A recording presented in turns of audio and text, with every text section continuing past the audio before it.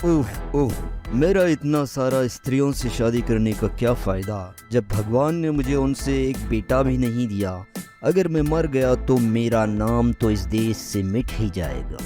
ऐसा कहते हुए कश्मीर का एक बहुत बड़ा राजा अपने जनान खाने में गया और उसने अपनी बहुत सारी रानियों को धमकी दी कि अगर उन्होंने उसको अगले साल में एक बेटा नहीं दिया तो वो उनको अपने राज्य से निकाल देगा।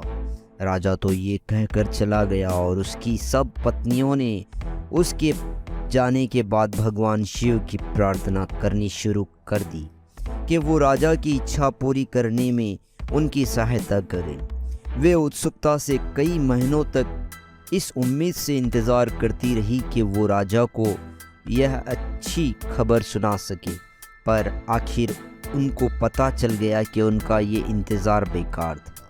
अगर उनको शाही महल में रहना है तो उनको कुछ और तरकीब इस्तेमाल करनी पड़ेगी। नियत समय पर राजा को सूचित कर दिया गया कि उसकी एक रानी को बच्चे की आशा हो गई थी। कुछ समय बाद ये खबर फैला दी गई कि उस रानी को एक बेटी हुई है, पर जैसा कि हमने बताया ऐसा कुछ था ही नहीं और ऐसा कुछ हुआ भी नहीं। तो फिर सच क्या था? सच तो ये था कि उनके यहाँ एक बिल्ली थी जिसने कई बच्चों को जन्म दिया था। उनमें से एक बच्ची को एक रानी ने अपना लिया था। जब राजा ने ये खबर सुनी तो वो तो बहुत खुश हो गया। उसने बच्चों को अपने पास लाने के लिए कहा। रानियों ने ये तो पहले से ही सोच रखा था कि राजा की ये इच्छा तो स्वाभाविक थी और वो ऐसी इच्छा करेगा भी। इस बात के लिए वे पहले से ही तैयार थी। उन्होंने दूत से कहा, जाओ और राजा से कहना कि ब्राह्मणों ने कहा है कि बच्ची को उसकी शादी से पहले उसके पिता को नहीं दिखाना। इस तरह से ये मामला कुछ समय के लिए टल गया। राजा भी लगातार अपनी रानियों से अपनी बेटी के बारे में पूछताछ करता रहता था। रानियां उसके बारे में अच्छी अच्छी बातें करती, उसकी सुंदरता के बारे में, उसकी होशियारी के बारे में। ये सब सुनकर राजा मन ही मन बहुत खुश होता रहता। हालांकि राजा एक बेटा चाहता था, पर वो ये सोचकर संतुष्ट हो गया कि भगवान ने आखिरकार उसको बेटी ही दी तो कोई बात नहीं। वो उसके लिए एक ऐसा दुल्हा तलाश करेगा जो उसके लायक हो और फिर बाद में उसका सारा राज्य संभाल सके। समय आने पर राजा ने अपनी बेटी के लिए दूल्हे की खोज करनी शुरू की। एक अच्छा, होशियार और सुंदर लड़का ढूंढ लिया गया और शादी की तैयारियां शुरू हो गई। अब राजा की रानियां क्या करें? अब तो उनके लिए अपने धोखे को आगे बढ़ाना नामुमकिन हो गया। दूल्हा आएगा तो वो भी अपनी होने वाली पत्नी को देखना चाहेगा। इसके अलावा राजा भी अब अपनी बेटी को देखना चाहेगा। उन्होंने सोचा कि अच्छा तो यही होगा कि हम राजकुमार को यहाँ बुलाए और उसको सब बता दें, फिर जो होता हो उसका इंतज़ार करिए। अभी हम लोग राजा को छोड़ते हैं, उसको संतुष्ट करने के लिए फिर बाद में सोचेंगे। उन्होंने राजकुमार को बुलाया और उसको सब कुछ बता दिया। उन्होंने उससे ये पहले से ही वायदा करवा लिया कि वो इस बात को अपने तक ही रखेगा, यहाँ तक कि अपने माता पिता को भी नहीं बताएगा। शादी बहुत धूमधाम से मनाई गई, जैसे कि इतने बड़े और अमीर राजा की बेटी की शादी तो होनी चाहिए। राजा को इस बात के लिए आसानी से मना लिया गया कि वो पालकी में बैठी दुल्हन का मुंह भी ना देखे। पालकी में केवल बिल्ली ही थी और वो राजकुमार के देश सुरक्षित रूप से पहुंच गई।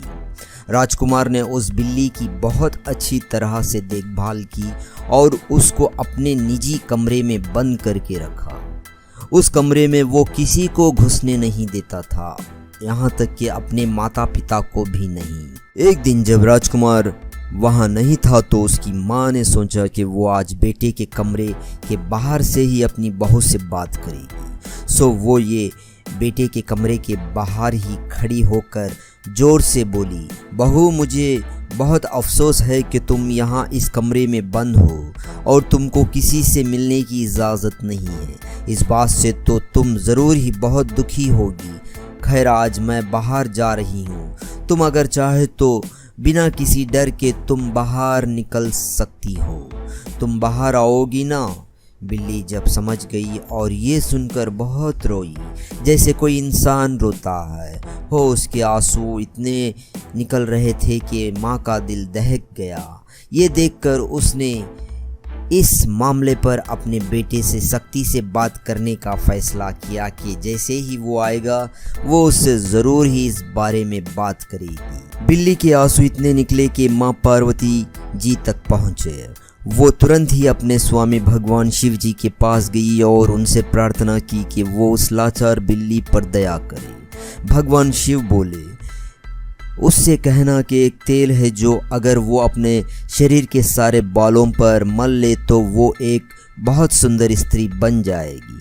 वो तेल उसको उसी कमरे में रखा मिल जाएगा जिसमें वो बंद है। पार्वती माता तुरंत इस अच्छी खबर को बिल्ली को देने में बिल्कुल भी देर नहीं की। बिल्ली ने भी तुरंत ही उस तेल को ढूंढ लिया और उसको अपने सारे शरीर पर मल लिया। तुरंत ही वो एक बहुत सुंदर लड़की के रूप में बदल गई। पर एक बहुत छोटी सी जगह उसने अपने कंधे पर छोड़ दी, जिस पर बिल्ली के बाल अभी भी मौजूद थे। वो उसने जानबूझकर छोड़े थे ताकि उसका पति उसकी इस हरकत को उसकी कोई चाल न समझ ले और उसको अपनी पत्नी मानने से इनकार न कर दे। शाम को राजकुमार घर लौटा तो अपनी सुंदर पत्नी को देखकर वो बहुत खुश हुआ। अब उसकी वे सारी चिंताएं खत्म हो गई कि वो अपनी माँ को अपने अकेलेपन का क्या जवाब देगा। उसको तो बस खुश खुश मुस्कुराती हुई बहू को देखना था। कुछ हफ्ते बाद राजकुमार अपनी सुंदर पत्नी को लेकर अपने ससुर राजा से मिलने गया। राजा ने उसको अपनी बेटी समझा और उसको देखकर वो बहुत खुश हो गया। उसकी सब पत्नियों ने भी बहुत खुशियां मनाई कि उनकी प्रार्थनाएं स्वीकार कर ली गई और अब वे महल में रह सकती थी। समय आने पर राजा ने भी अपने दामाद को राजा बना दिया, सो वो अब 2 राज्यों का राजा बन गया, अपने पिता के राज्य का और अपने ससुर के राज्य का। इस तरह वो बहुत अमीर राजा बन गया। दोस्तों, आपको ये कहानी कैसी लगी कमेंट करके ज़रूर बताइए। लाइक और सब्सक्राइब करना ना भूलिए। धन्यवाद।